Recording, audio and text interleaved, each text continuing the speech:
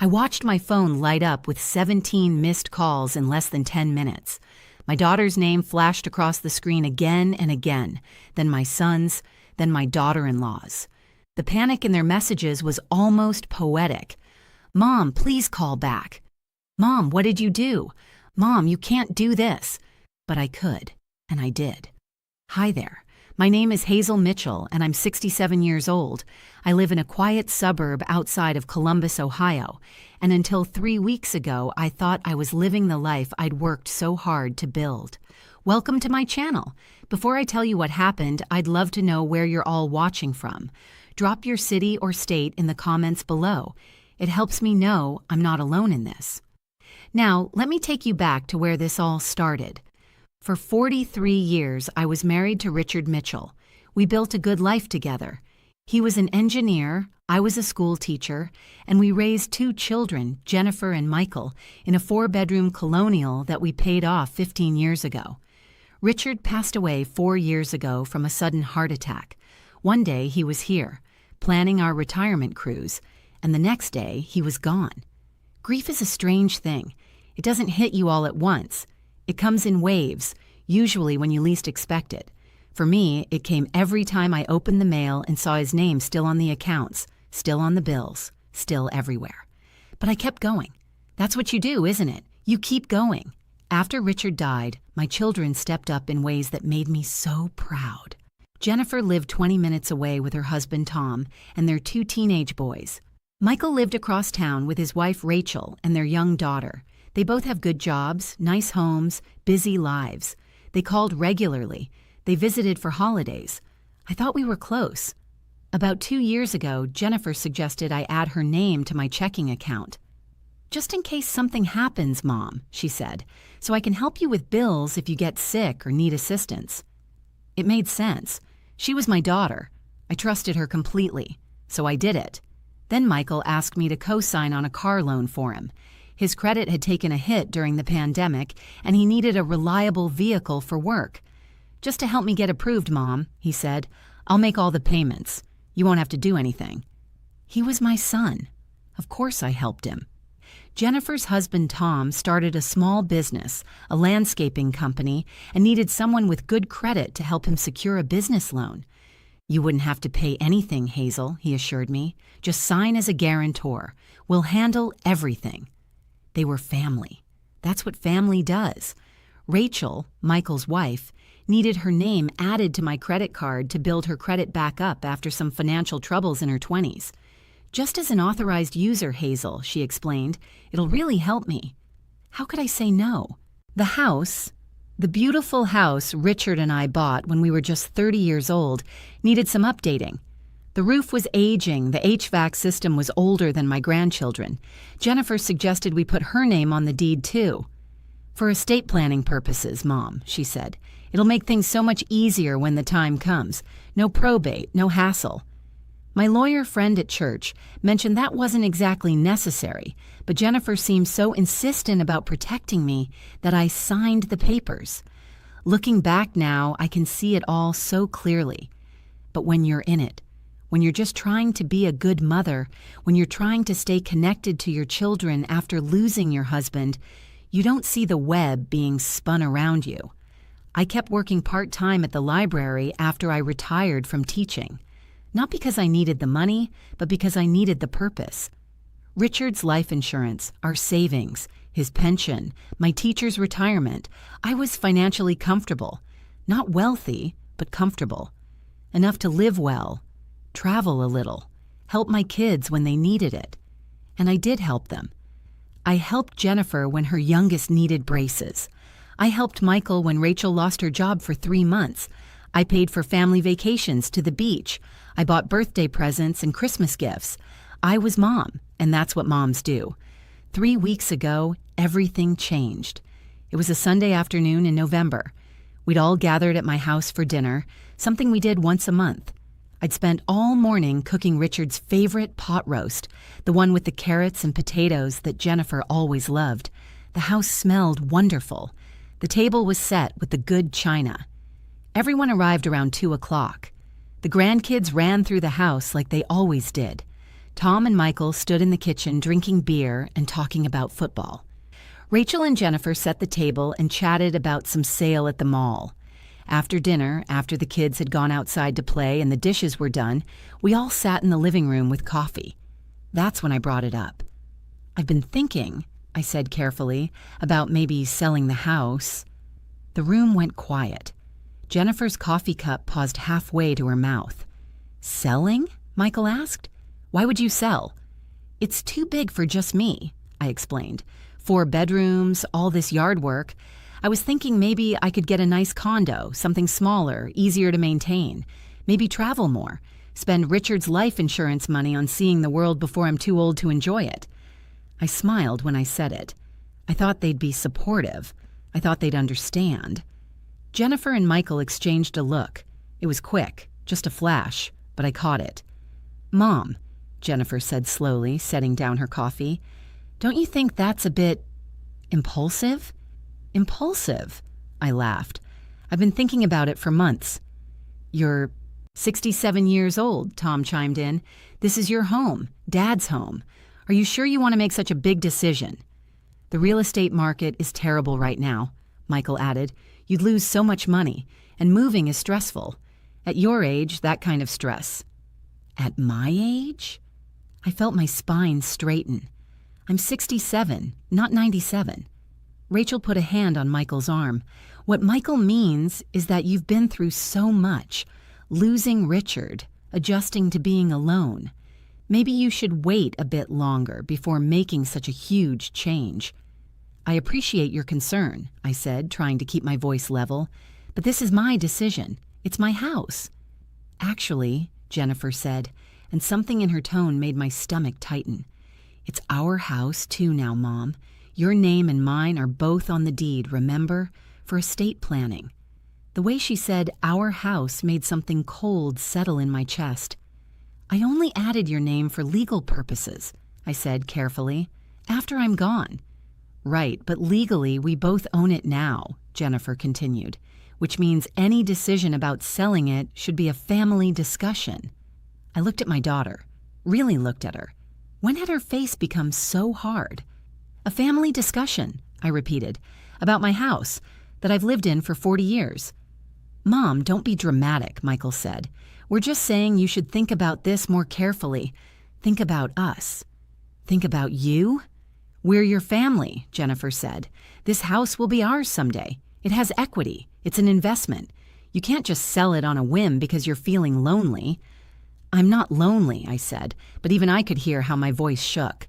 "Look," Tom said, leaning forward, "here's the thing, Hazel. That business loan you guaranteed? My company is still getting established. If you sell this house and move somewhere smaller, your assets change, and that could affect my credit line. The bank might call the loan." I stared at him. "Your credit line." "And I'm still paying off that car you co-signed for," Michael added. "If you make big financial moves, it could impact my interest rate, maybe even flag my account. I could get hit with fees." "And I need to keep using your credit card to maintain my score," Rachel said, not quite meeting my eyes. "If you make changes to your accounts, it could hurt what I've built up."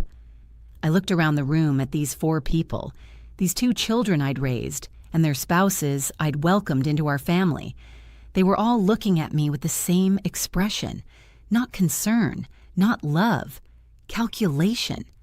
"So what you're telling me," I said slowly, "is that I can't sell my house, can't manage my own money, can't make my own decisions because it might inconvenience all of you." "That's not what we're saying," Jennifer protested. "Then what are you saying?" Jennifer sighed, the kind of sigh you give a difficult child. "We're saying that you need to think about the family, not just yourself. You're not alone anymore, Mom. Your decisions affect all of us now." "Because I tried to help you," I said. "Because I added your names to things to make your lives easier." "Well, yes," Michael said, as if it were obvious. "That's what family does. We help each other." I felt something crack inside me. Not break, not yet, just crack. "I see," I said quietly. Tom stood up, clearly ready to leave. "Look, we don't want you to feel bad about this, Hazel. We're just being realistic. You're getting older. It's good that you have us to help guide these decisions." "Guide?" I repeated. "That's what kids do," Rachel said, actually smiling. "Eventually, the roles reverse, right? We take care of you now." Jennifer walked over and patted my shoulder. "Don't worry, Mom. We'll handle everything. You don't need to stress about these big decisions."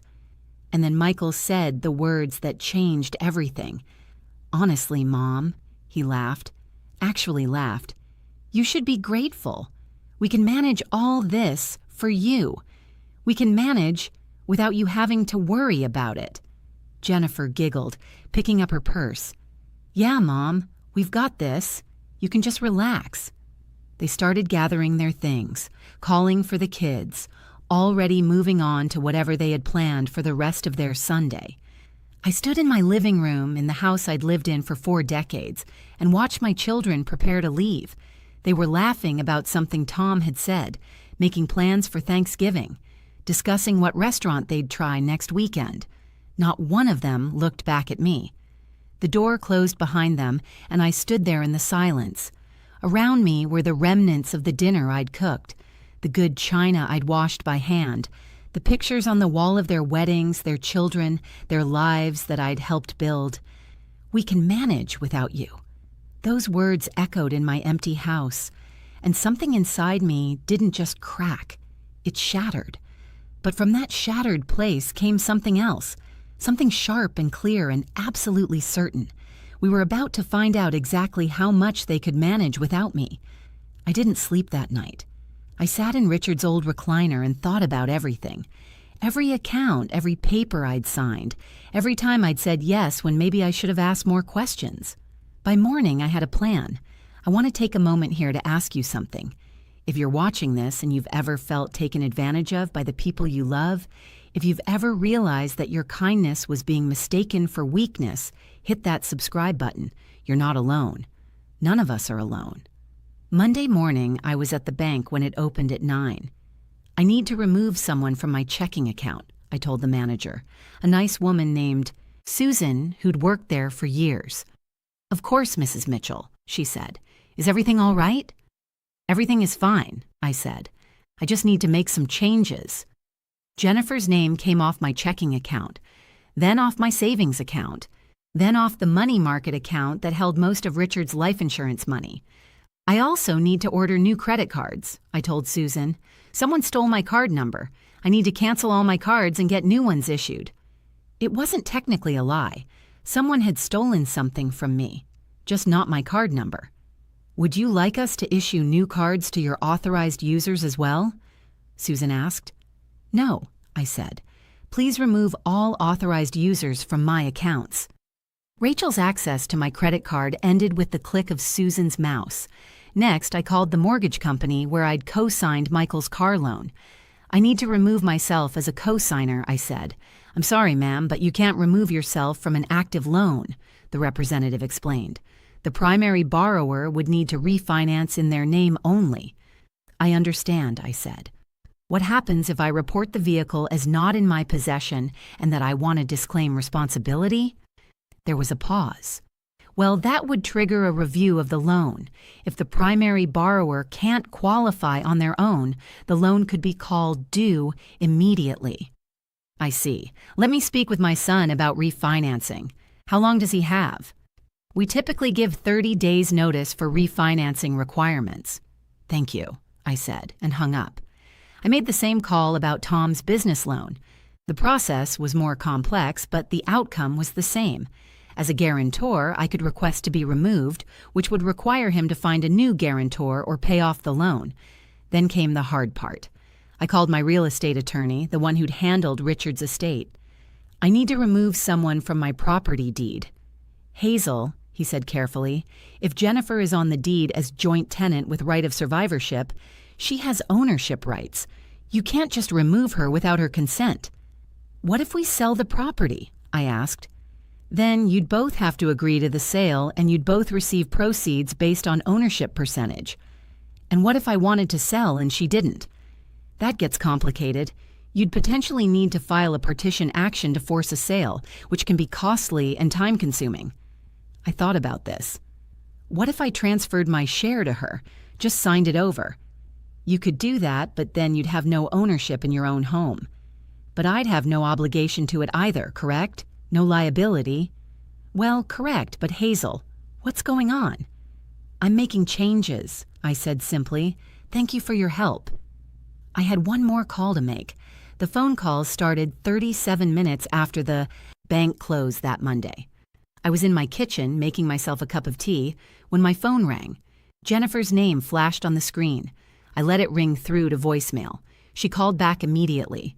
I declined it. A text message came through. Mom, call me right now. Something's wrong with the bank account. Then Michael called. Then Rachel. Then Tom. Then Jennifer again. My phone was lighting up like a Christmas tree.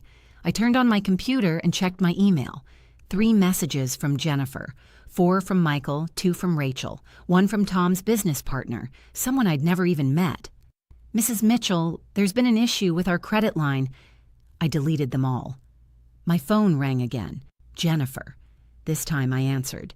Hi, sweetheart, I said calmly. Mom, oh my God, finally! What happened to the bank accounts? I tried to transfer money for groceries and it said I don't have access anymore. That's correct, I said. I removed you from my accounts. Silence. Then, you what? I removed your name from all my accounts. They're my accounts, Jennifer. Just mine. You can't do that. I need access to those accounts. Why? I asked simply. Because what if you need help? What if something happens? What if something happens? I repeated. You mean like I get sick or have an emergency? Yes. Then I suppose I'll handle it myself. After all, you told me yesterday that you can manage without me. I thought I'd give you the chance to prove it. Mom, that's not what I meant, and you know it. Isn't it?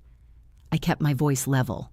You told me I couldn't sell my house because it would inconvenience you. You told me I couldn't make my own financial decisions because they might affect your credit lines and your business loans and your credit score. You told me I should just relax and let you handle everything. So I'm taking your advice. I'm relaxing, and you're handling everything.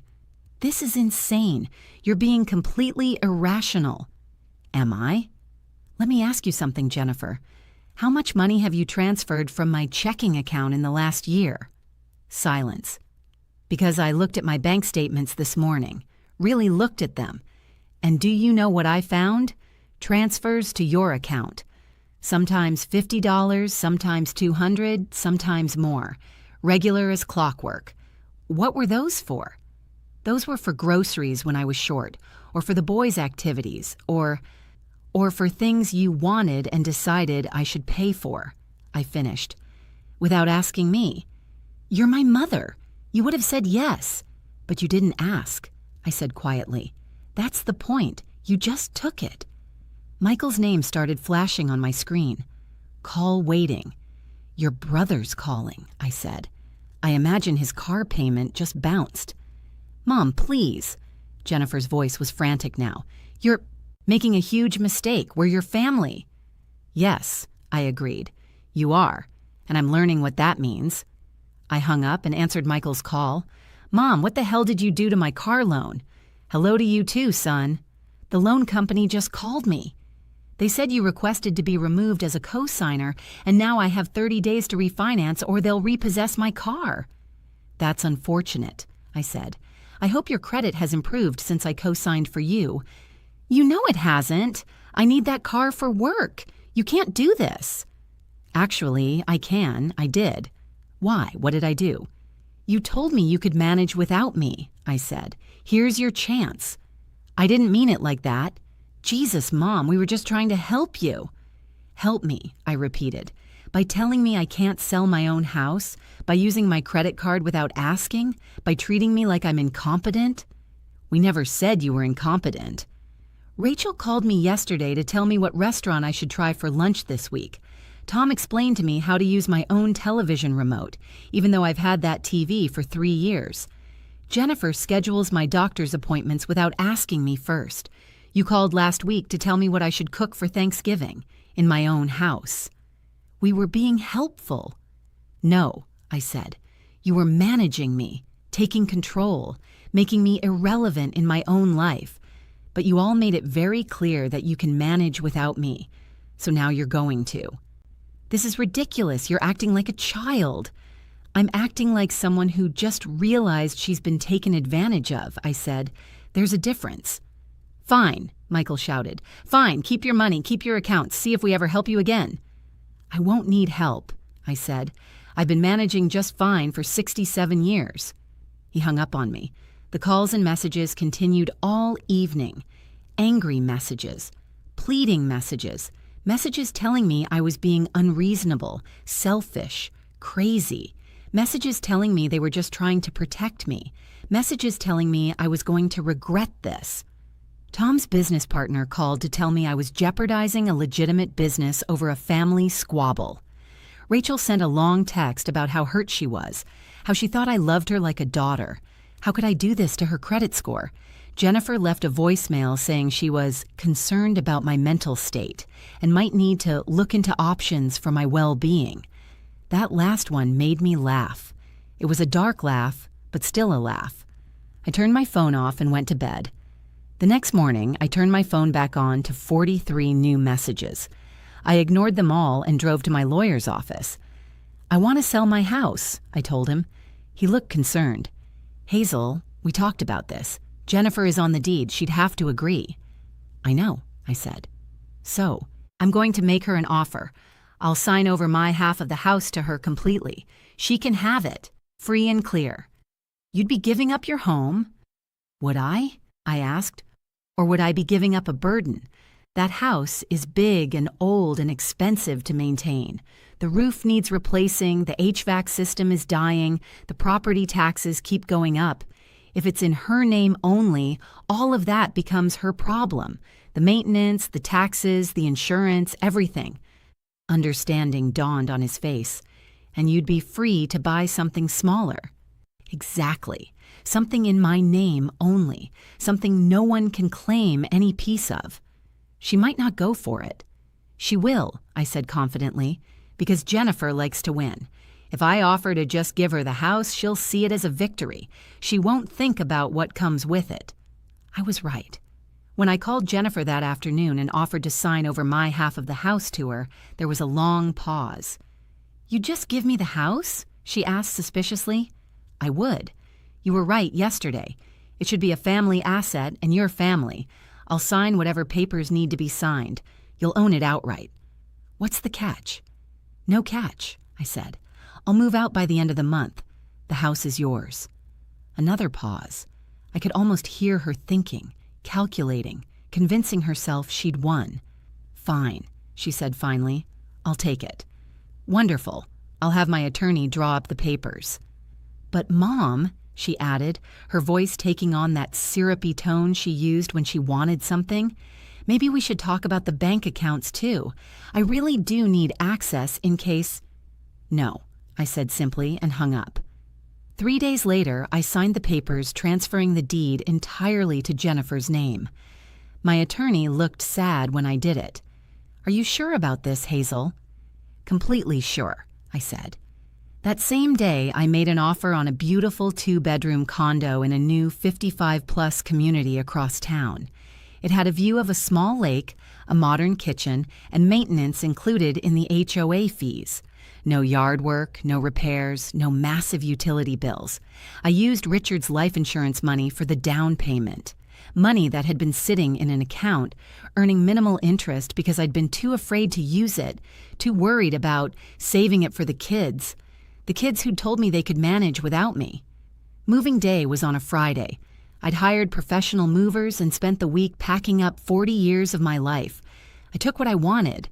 My clothes, my books, Richard's favorite chair, our wedding china, the photo albums, a few pieces of furniture that meant something. I left everything else. Jennifer showed up around noon with Tom. They'd been driving by every few days to check on things, though they hadn't offered to help me pack. You're really doing this, Jennifer said, watching. The movers load boxes into the truck. I really am. Where are you even going? I bought a condo, I said. A beautiful place. You'll have to come see it sometime. You bought a place? With what money? My money, I said simply. The life insurance money from your father, my teacher's pension, my savings, my money. Tom walked through the house, and I could see him calculating, seeing the worn carpet, the outdated fixtures, the leak stain on the ceiling from the old roof. You know, he said slowly, this place needs a lot of work. Yes, I agreed, it does. But that's Jennifer's problem now. It's her house.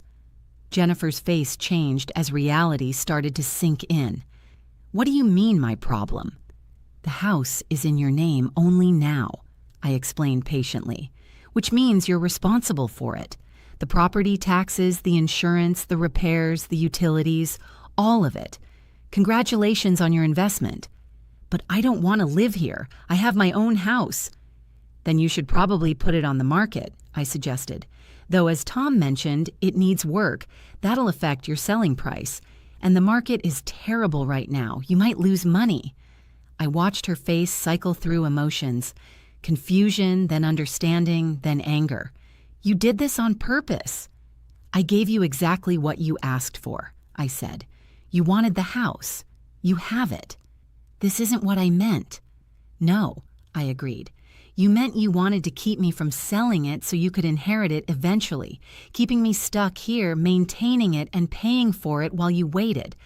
But here's what you didn't understand, sweetheart. I'm 67, not 97.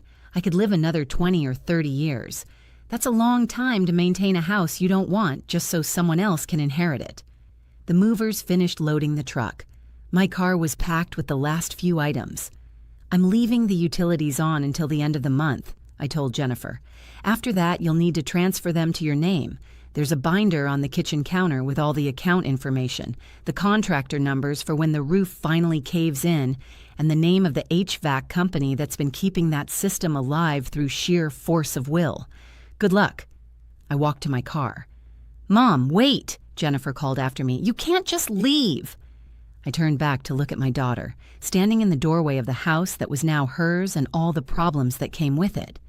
Yes, I said calmly. I can.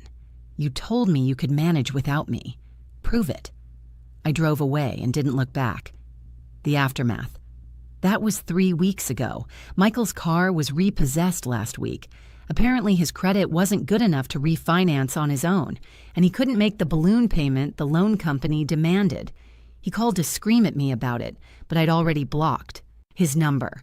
Rachel's credit score dropped 60 points when I canceled my credit cards, and she lost her authorized user status. She sent me a long email about how I'd ruined her financial future. I deleted it without responding. Tom's business loan was called due when I formally requested to be removed as guarantor. He had to take out a high-interest personal loan to cover it. His business partner sent me a threatening letter about legal action. My attorney sent them a letter back explaining that I'd done nothing illegal and advising them to cease contact. I haven't heard from them since. Jennifer did put the house on the market. It sat for 2 weeks before she got a lowball offer that she had no choice but to accept. Between the repairs the inspector required and the closing costs, she barely broke even. She's not speaking to me.